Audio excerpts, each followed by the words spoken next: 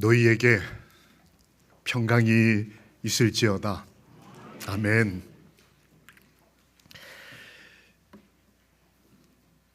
사랑에 관련된 찬양과 말씀은 언제 듣고 언제 고백해도 참 마음이 감사하고 따뜻한, 그리고 때로는 마음이 뜨거워지는 참 귀한 말씀이고 찬양입니다.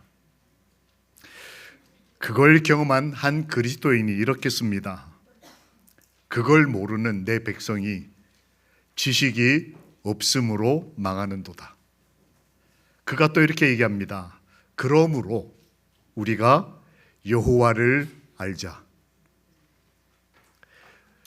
그리하기 위하여 이스라엘아 너의 하나님 여호와께로 돌아오라. 우리가 가져야 할 지식이 무엇일까요? 여호와를 아는 것이 그 지식이다 라고 이분은 이야기합니다. 그래서 여호와를 알기 위해서 여호와께로 돌아오라. 교회로 오는 것뿐만 아니고 그 마음이 회개하고 하나님께로 오라고 하나님은 말씀하십니다. 이 기별은 누구의 기별이었을까요? 유명한 말씀들입니다. 이 말씀을 한 기별자는 누구였을까요? 혹시 여러분 이게 어떤 영화를 패러디한 사진인지 아시겠습니까? 우리 좀 청년들은 알까 모르겠습니다. 3040 이상 어른들은 아마 이거 무슨 영화를 보고 저 친구들이 저러고 있는지 아마 아실 겁니다. 러브 스토리죠. 우리 사람의 마음속에 이 사랑의 이야기들은 참 오래됐지만 아직도 여전히 유효하고, 그리고 우리 마음속을 뜨겁게 하는 귀한 이 따뜻함, 진리입니다.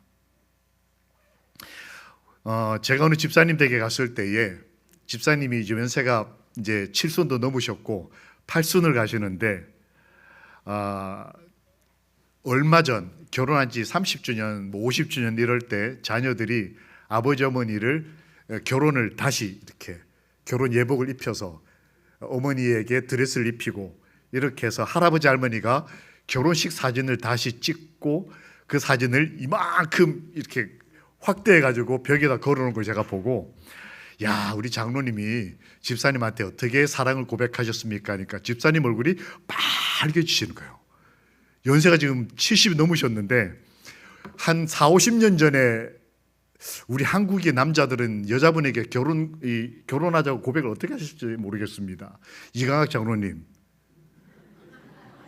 주인공이시거든요. 동순 씨한테 사랑 고백 어떻게 하셨어요? 사랑 고백을 당하셨나요? 어떤 청년이 있었습니다. 사랑 고백을 하는 장소를 얼마나 좋은 카페도 있고 호텔 무슨 라운지도 있고 좋지 않겠습니까? 근데 이 청년은 가평군 정목리를 고백 장소로 선택했습니다. 정목리가 어디입니까? 일제시대 때 우리 교인들이 이렇게 숨어가지고 신앙하던 그 춥고 벌벌 떨리고 아무것도 없는 거기에 가서 한 청년이 그 여청년에게 사랑 고백을 하겠다고 데리고 왔습니다. 여청년 입장에서 얼마나 당황스러웠을까요? 거기에 냅다 가서 기도하자 그래 놓고는 밥 먹을 때가 되니까 자기가 군에서 먹었던 밥 중에 가장 좋은 밥을 해가지고 아내 될 사람에게 주면서 고백을 했습니다. 그게 뭐냐, 우유에다가 찬밥 넣어서 끓여가지고 준 거였어요. 군에서는 그렇게 먹는 게 특별한 음식 중에 하나였나 봐요. 그 여청년이 얼마나 당황을 했을까요? 현준아, 나중에 이렇게 고백하고 싶어? 현준이도 아니랍니다. 우리 여청년 중에 그렇게 고백받고 싶어요? 절대 아니랍니다. 그 고백을 한 사람이 접니다. 그리고 내내 아이들한테 얼마나 잔소리를 많이 들었는지 몰라요. 뭐 그런 고백을 정문이 가서 이제 기도하자 그러고 군에서 먹었던 음식을 해주면서 나중에 알고 봤더니 우유를 먹지 않던 사람이었어요. 근데 그 우유에다가 찬밥을 넣어서 끓여가지고 줬으니 그래도 저는 좋았습니다. 왜요? 러브 스토리니까. 호세아는 성경에 기록된 가장 열정적인 성경 러브 스토리이기도 함과 동시에 가장 어이없는, 말도 안 되는 러브 스토리이기도 합니다. 성경에 보면 쭉 창세기라는 책, 출애굽기 쭉 이렇게 가다 보면 호세아라고 하는 성경책이 있어요. 이 사람이 쓴 말씀이에요. 내 백성이 지식이 없기 때문에 망한다. 그래서 많은 사람이 대학원도 가고 박사학위도 공부하고, 아닙니다. 여기서 말하는 지식은 여호와 하나님에 대한 지식이에요. 여호와 하나님이 어떤 분이고 나와 어떤 관계가 있는지를 알아야 한다. 그래서 하나님께로 돌아오라.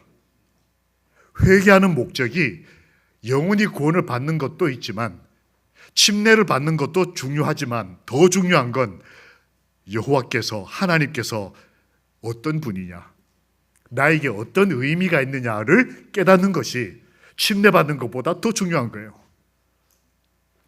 교회를 나오는 것보다 더 소중한 것입니다. 교회를 나와서 앉아 있어도 하나님이 어떤 분이냐고 누가 물어봤을 때 글쎄요, 이렇게 되면 문제가 있는 거예요. 그러면 호세아에게 있어서 지식, 즉 안다는 게 뭘까요? 먼저 호세아가 누군지를 제가 먼저 잠깐 살펴보겠습니다. 호세아라는 이 이름, 그리고 그가 쓴 성경책 호세아라고 하는 뜻은 여호와께서 나를 구원하셨다라는 뜻이에요. 이름 좋죠? 이현 목사님의 둘째 딸 이름이 뭔지 아시는 분?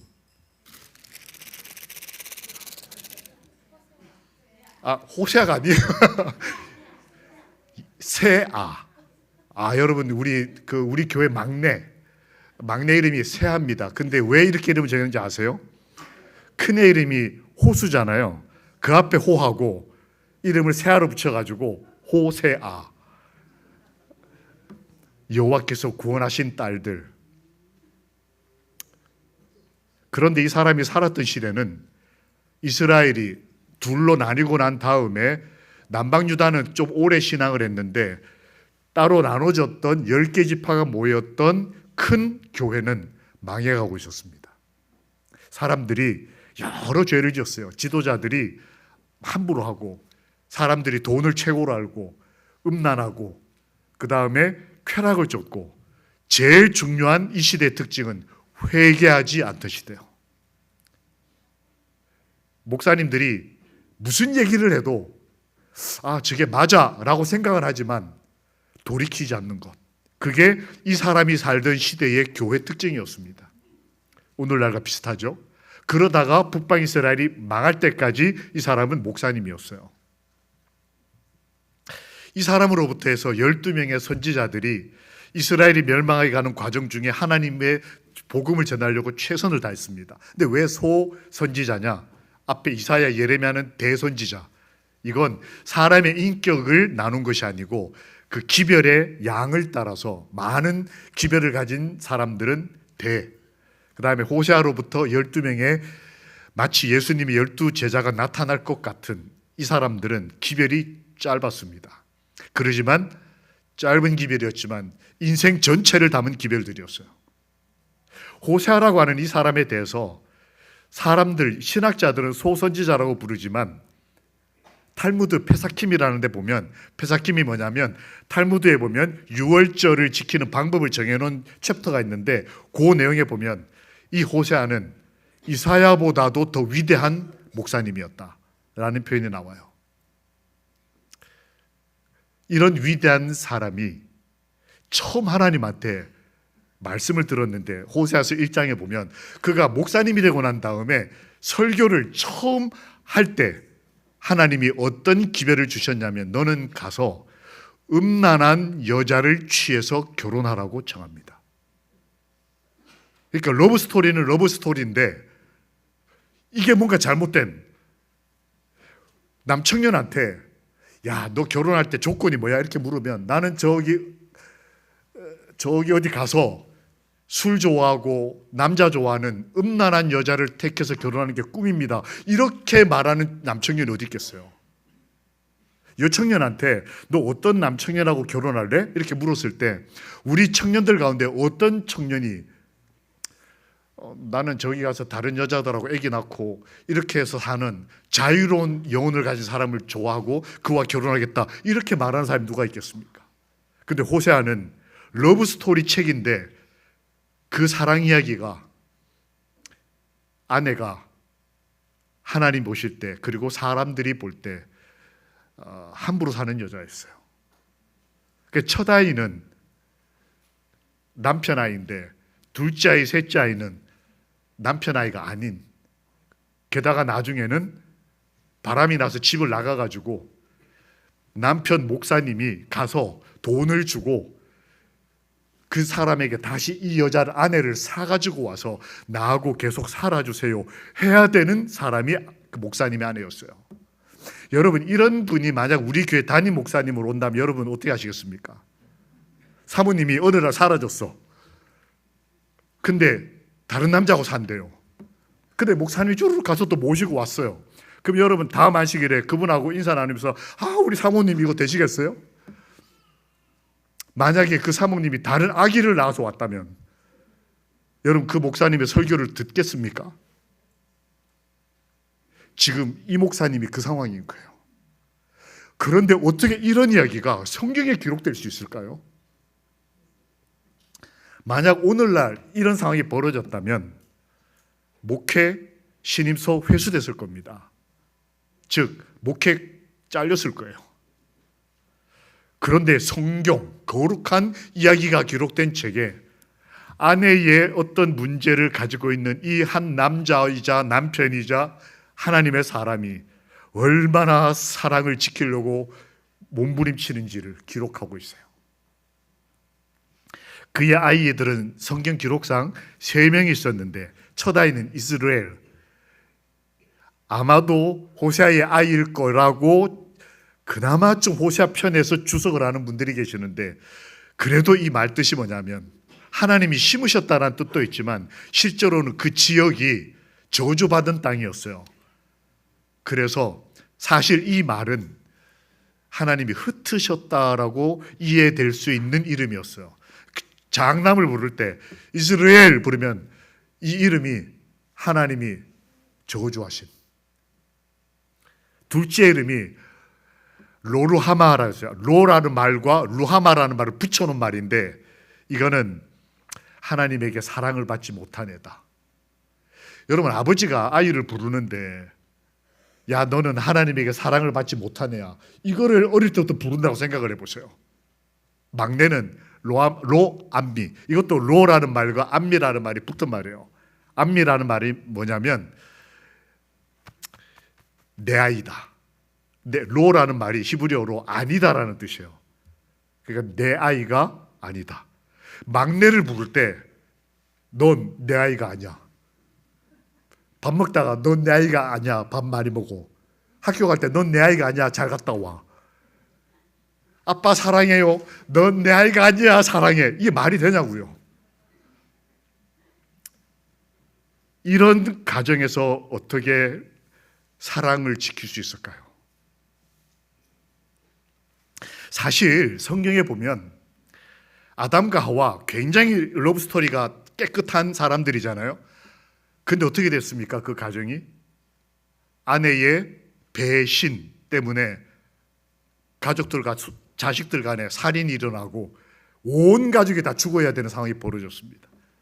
성경에 아주 유명한 러브스토리 중에 야곱과 라헬의, 즉 이 표현이 뭐냐면 야곱이라는 남자가 라헬이라는 청년을 너무 좋아해서 이 여자를 얻기 위해서 그 사람의 아버지를 위해 7년 동안을 무노동, 그러니까 무임금 노동을 해주는데 결국 신혼 첫날 밤에 신부가 바뀝니다. 장인어른이 사기를 쳐요, 이 사위한테. 그래서 결혼하고 아침에 깨봤더니 전혀 다른 여자였어요. 야곱과 라헬이 굉장히 러브스토리가 아주 좋은 것 같지만 실제로는 정말 비극적인 말도 안 되는 러브스토리로 보여요.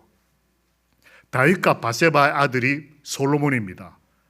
굉장히 훌륭한 왕의 어머니와 아버지예요. 여러분 아시는 대로 다윗은 이 사람하고 결혼하기 위해서 살인을 하고 그리고 간음을 하고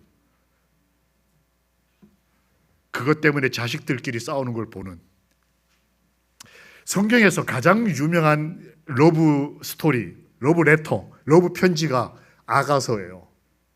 솔로몬이 술람비 여인에게 사랑을 고백하는 글이거든요. 근데 여러분 사실은 솔로몬이 사랑한 여자가 1000명쯤 됩니다. 1000명 중에 한 명에게 쓴 러브 스토리가 성경 아가서예요. 예수님의 가정은 어떨까요? 하나님의 아들이 이 땅에 오셨는데 우리가 기대하는 가장 좋은 조건으로 결혼한 청년과 청년 사이에서 예수님이 태어나도 될까 말까인데, 마리아는 요셉의 두 번째 부인이었어요. 배다른 형들과 누나가 있어서 예수님은 어릴 때부터 이 복잡한 가정 관계 속에서 스트레스 받으면서 어렵게 컸어요. 이렇게 상처받은 사랑이 하나님의 사랑의 이야기일까요? 하나님이 왜 우리한테 이런 예들을 보여주시면서 우리 마음을 조금 어지럽고 불편하게 하실까요? 다른 말로 하면 우리 가운데 완벽하지 않은 사랑을 가진, 우리 가운데 배신을 경험한 사람, 우리 가운데 남편이 아직도 깊은 사랑을 주지 않아서 외로운 분, 우리 가운데 먼저 죽은 배우자 때문에 1년, 2년을 아파도 독감이 걸려도 혼자 버텨내야 하는, 2주 만에 교회에 왔는데 목사님이, 내가 독감으로 2주 만에 교회를 왔는데 목사님이 어디 다녀오셨어요? 이렇게 물으면 집사님 얼마나 섭섭하셨어요. 제가 오늘 아침에 너무 죄송했어요. 이 목사가 이런 목사가 있습니까? 성경에 하나님이 사랑을 얘기하시는데 왜 우리가 기대하는 것만큼 순결하고 깨끗하고 완벽하고 온전한 조건을 갖춘 사랑을 얘기를 해도 따라하기가 어려운데 왜 이런 이 어딘가 모르게 문제가 생기고 아프고 배신당하고 떠나버리고. 호세아는 어떻습니까? 아내가 남의 애를 데리고 오고. 뭘 얘기하고 싶으실까요? 그럼에도 사랑하시는, 그럼에도 가족을 책임지는, 내 아내가 조금 부족해도, 내 남편이 배신을 했어도, 먼저 죽었어도, 내 아이들이 내 사랑을 이해해주지 못해도, 우리 집이 가난해도, 저 목사님이 나를 몰라도 하나님은 나를 사랑하신다. 우리가 죄인이어도 내 남편, 내 아버지는 조건, 환경, 내가 하나님을 떠나서, 오늘 간증 들으셨지 않습니까? 어떤 분은 침대 한 번 받은 거 가지고 안 돼가지고 떠났다 다시 돌아오셔가지고 이제 두 번째 이제 받으시는 거예요. 그럴지라도 하나님은 문상은 성도님을 사랑하시는 겁니다. 그 증거가 호세아인 거예요. 호세아는 그 삶을 통해서 하나님의 사랑을 보여주고 있는 거예요. 야, 호세아 목사님 입장에서는 얼마나 힘들었겠습니까? 교인들 보기에 얼마나 낯뜨거웠겠어요. 아내가 맨날, 내 남편이 맨날 딴 생각하고 교회도 안 나오고 이러면 교회 왔을 때 목사님이 가정 설교를 하거나 사랑 얘기를 하거나 남편 얘기를 하거나 아내 얘기를 하거나 신앙 있는 자녀 얘기를 하면 막 마음이 부담되고 아프고 막 어쩔 줄 모르겠고, 그런 우리 한 분 한 분의 마음을 아신 하나님께서 호세아서를 쓰신 거예요. 나는 너희가 그렇게 해도 사랑한다. 그러니 너희 하나님 여호와께로 뭐하라? 돌아오라. 함께 좀 읽어보실까요? 시작. 내가 너에게 장가들어 영원히 살되 공의와 정의와 은총과 긍휼히 여김으로 내가 장가들며 진실함으로 너에게 장가들리니 너가 여호와를 알리라.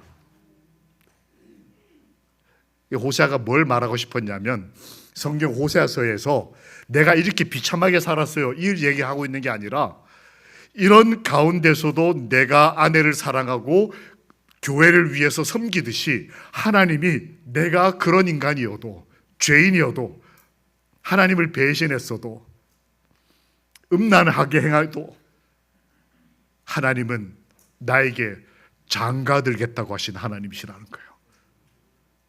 야, 성경에 내가 너한테 장가들겠다. 그래서 히브리인들, 옛날 유대인들은 하나님과 우리 사이를 부부관계로 종종 표현을 했습니다. 그런데 이 부부를 뭐라고 표현하는 거예요? 아내 될 사람을 정결하고 순결하고 집안 배경 좋고 대학 나왔고 건강해서 아이들도 잘 양육하고 이런 조건 좋은 사람으로 표현하기보단 그러지 못할지라도 우리가 부족할지라도 나는 너에게 장가들겠다. 그런데 그 태도가 어떤지를 성경에 씁니다. 내가 장가들어서 잠깐 살다 헤어질 게가 아니고 장가들어 영원히 살되 어떤 방식으로 장가드느냐? 첫 번째, 공의로움. 이게 righteousness예요, 영어로. 의예요, 의. 하나님이 결혼을 할 때 내가 의로움으로 결혼을 하겠다. 두 번째, 정의, justice입니다. 내가 남들이 너를 비난하고 정책하고 너는 죄인이라 그러고 교회 나올 자격 없어. 우리 스스로 우리 자신을 나는 예수 믿어도 될까? 하나님은 그렇지 않다. 내가 공의, 의와 정의, 저스티스로 너를 의롭다고 하고 정의롭게 결혼하겠다. 세 번째, 은총과. 이게 한국말로 은총이라고 되어 있는데 원어로는 사랑입니다. 하나님이 우리와 만나고 가정을 이루고 싶어 하실 때 사랑으로 내가 장가들겠다. 그 다음에 긍휼히 여김으로. 이게 히브리 말로 그 유명한 헤세드예요. 엄마가 자식 바라보는 그거. 우리 박지훈 집사님 옆에 딸내미 좀 보십시오. 그렇게 무심하게 보지 말고 여기 지금 헤세드처럼 사랑을 다 담아서. 그럼 딸내미는 엄마 눈을 봐야지. 저런 걸로 내가 너에게 장가를 들겠다. 그리고 놀라운 것은 진실함으로. 이건 끊어져 있어요. 앞에 것들과 끊어져 있는데 여러분 결혼해서 정말 중요한 게 뭐라고 생각하십니까? 여기에 진실함으로라는 말은 이 원어에 보면 충실함, 충성스러움, 너만 사랑하겠다. 결혼 서약할 때 나는 내 머리가 팥뿌리가 될 때까지 오직 이 여자, 이 남자만 사랑하고 충실히 하겠다라는 표현을 하나님께서 여러분과 저에게 하고 계시는 거예요.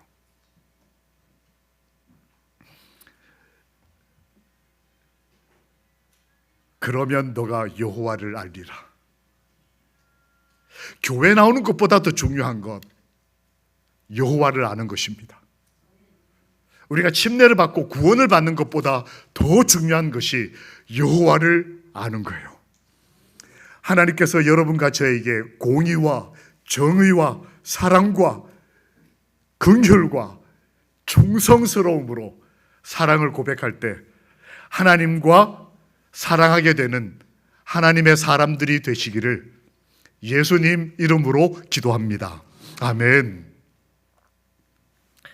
이스라엘, 하나님께서 호세아를 통해 보여주신 것은 처음에 이스라엘 백성이 타락했을 때는 하나님이 흩으셨다라는 뜻이었지만 그가 하나님 앞에 돌아오고 이스라엘이 돌아왔을 때 하나님이 그 이름의 뜻을 바꾸십니다.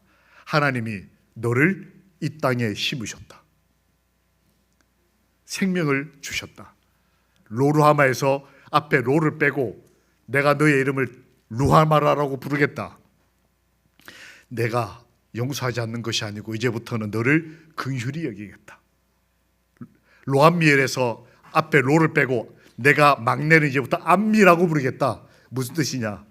너는 내 자식이 아니라 이렇게 부르다가 그가 하나님의 사랑을 깨닫고 난 다음에 하나님이 그를 암미라고 불렀을 때는 무슨 뜻이냐? 너는 호세아 1장 10절에 보면 살아계신 하나님의 아들이다. 여러분, 살아계신 하나님, 리빙 갓 아시지 않습니까? 모세로부터 다윗, 다니엘, 예수 그리스도, 사도 요한, 사도 바울에 이르기까지 성경 전편에 걸쳐서 위대한 선지자들이 고백했던 이 경험, 이게 가정이 막 불안정하고 자식들이 막 속썩이고 이런 집안에 사는 한 그리스도인에게 하나님이 그 집 막내 아들, 너 막내 아들 이제는 하나님의 자식, 네 새끼가 아니야, 이게 아니고 살아계신 하나님의 아들이라고 내가 부르겠다. 여러분과 저를, 그리고 우리의 자녀들을 하나님께서 살아계신 하나님의 자녀라고 불러주시기를 우리 아버지 예수님 이름으로 기도합니다. 아멘. 우리가 하나님께로 가면, 그분의 사랑을 알게 되면 이런 변화가 있을 것이라고 하나님이 말씀하십니다. 우리를 향하신 오늘의 기별, 내 백성이 지식이 없으므로 망하지 말고 여호와를 아는 지식, 우리를 사랑한다고 말씀하신 그 우리와 장가들기를, 가족을 이루기를 원하시는 그분을 알므로 우리가 여호와께로 돌아오라는 말씀을 이루게 되기를 소망합니다. 한 아이가 엄마에게 꽃 무늬가 있는 신을 선물로 받았습니다. 너무 좋았나 봐요. 엄마가 잠깐 그 시장 간 사이에 이 아이가 그 엄마에게 받은 신발을 신고 동네를 다니다가 어떤 처음 보는 아주머니가 이 아이한테 신발도 너무 이렇게 좀 값어치 있어 보이고 하니까 좀 뭐라고 말을 했나 봐요. 그러니까 이 아이가 아무 생각 없이 그 아줌마를 따라서 기차를 탑니다. 6살 때요. 그리고는 이 아줌마는 이 아이를 이렇게 훔치거나 유괴를 한 게 아니라 기차를 태워놓고는 이 아이를 버려버리고 그 아줌마는 사라집니다. 그래서 이 아이는 그냥 기차 타고 끝까지 가서 기차 종착역에 혼자 내려서 고아원으로 버려집니다. 한번 영상을 보시겠습니다. 여기 기적을 만들어낸 가족처럼 말입니다.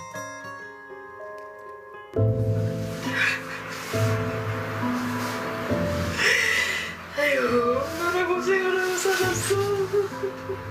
44년째 눈물이 마를 날이 없는 아이를 엄마. 잃어버린 엄마예요. 미안해. 너무 미안해. 신경하, 6살 된 딸이 흔적도 없이 사라졌습니다. 집 앞에서 놀고 있던 아이가 감쪽같이 없어진 건데요. 이 아이가 사라지고 44년이 지났습니다. 아까 프랭카드가 뭐냐면 6살 때 딸아이 사진을 프랭카드에 붙여놓고 44년을 길가에 저기에 서서 딸 찾는 거예요. 44년. 그런데 이제 이 엄마가 그 유전자를 등록을 해놨습니다. 근데 어느 날 전화가 와요. 딸일 것으로 보이는 유력한 어떤 사람의 유전자가 확인이 됐으니 그렇게 해서 딸을 찾게 됩니다. 딸이 고아원으로 버려졌다가 얼마 후에 미국으로 입양이 돼버려요. 그래서 미국으로 건너갑니다. 그리고 어느 날 이 아이가 미국 아버지 어머니하고 자기가 많이 다르니까 내가 누구냐, 한국에서 입양됐다, 한국을 와서 청년 때 찾는데 찾을 수가 있나요? 그러니까 자기가 그 고아원에 갈 때 6살 때니까 조금 뭔가 좀 알 때니까 자기 집과 집 앞에 산과 들을 그림을 그려요. 그 몇 컷 그림을 그린 것을 가지고 평생을 삽니다. 그걸 등록을 해놔요. 그게 44년 만에 이제 과학의 발전으로 이게 연결이 됐습니다. 찾았어요. 미국에 있는 50이 다 된 딸, 44년 동안 저교소에서 서서, 저기 어디냐면 옛날 딸 잃어버리던 장소, 그리고 지금은 저렇게 변해버린 저곳에 서 있는 분이 엄마예요. 44년을 낮에는 프레카드를 걸어놓고 밤에는 그 끌안고 자고. 근데 이 딸이 드디어 만나게 되는 날이 됐습니다. 공항으로 가는 영상을 잠깐 보겠습니다. 지금 가는 이 길이 꿈은 아닌지 딸을 마중 나가는 엄마는 만감이 교차하는데요. 벌써부터 눈물이 나고 맙니다. 드디어 딸이 타고 있는 항공편이 도착했습니다. 어우, 저희가 다 떨리네요. 아이고 세상에 참 어떤 마음일까요? 나왔다. Alright, Mom, ready? 딸도 여기 긴장되죠. 이제 딸도 긴장되죠. 공안에 있는 딸입니다. You think they'll be in this area? I don't know. 엄마를 바로 찾을 수 있을까? 이런 생각이 미치기도 전에 바로 알아봐요. 한눈에 딸을 알아보고 엄마가 먼저 달려옵니다.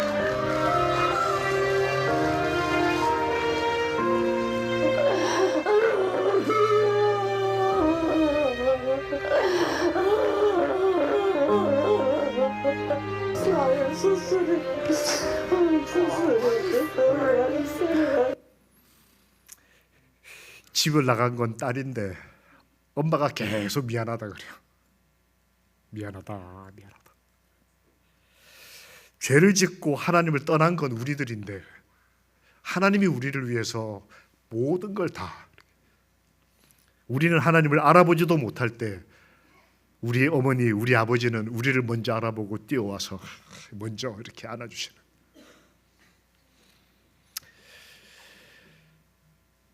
우리 하나님께서 잃어버린 바 되었던 저희들을 얼마나 사랑하시는지 끝까지 찾기 위해서 다 바치셨습니다. 이 딸이 나중에 이제 인사를 이렇게 남깁니다. The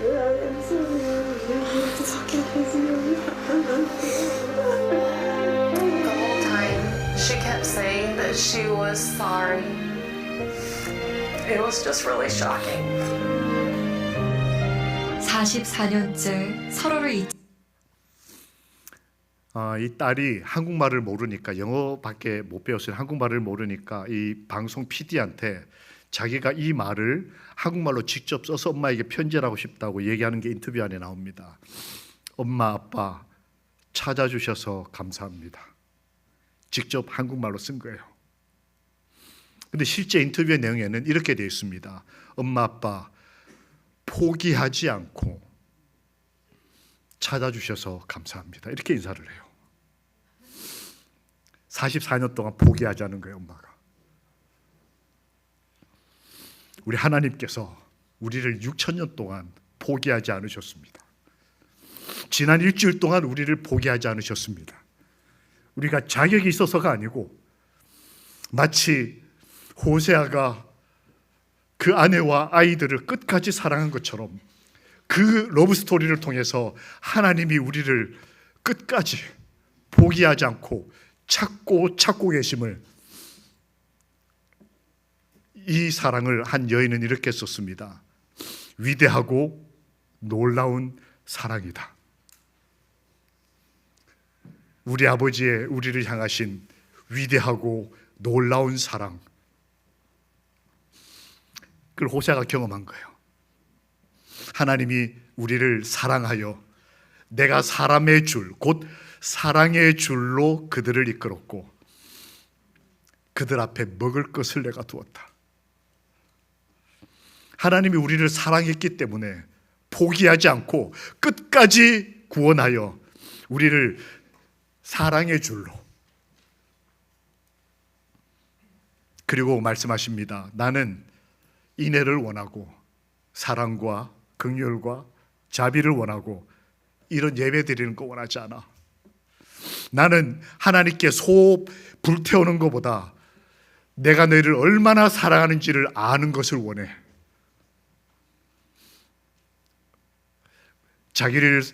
사람들을 사랑하시되 끝까지 사랑하시는 우리 아버지의 사랑이 호세아를 통해 오늘 저희들에게 말씀하신 그분의 고귀한 사랑이 우리 삶의 용기와 희망이 되시기를 우리를 끝까지 찾으시고 사랑하시는 예수 그리스도의 이름으로 기도합니다.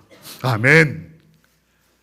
다시 일주일을 우리 주님과 함께 사랑하며 살고자 하는 간절한 마음으로 다 함께 일어나셔서 우리 주님을 찬양하겠습니다. 우리와 함께 하실 주님